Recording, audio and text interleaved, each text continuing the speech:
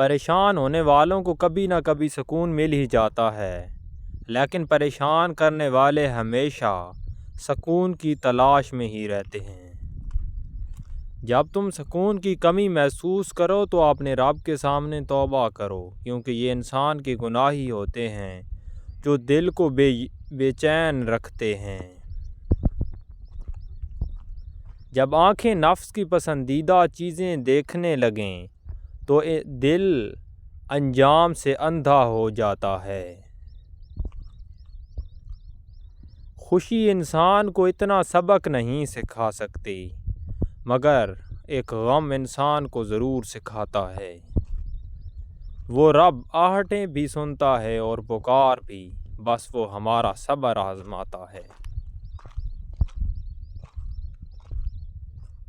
خواب وہ نہیں ہوتے جو آپ سوتے میں دیکھتے ہیں، بلکہ وہ ہیں جو آپ کو سونے ہی نہیں دیتے۔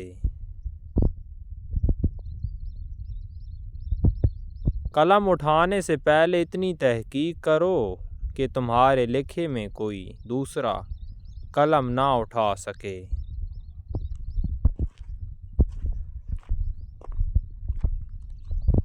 کبھی کسی کا دل نہ دکھاؤ، کیونکہ معافی مانگ لینے کے باوجود اسے دکھ ضرور رہے گا۔ رشتوں کی خوبصورتی ایک دوسرے کی بات برداشت کرنے میں ہے، اور بے عیب انسان تلاش کرو گے تو اکیلے رہ جاؤ گے۔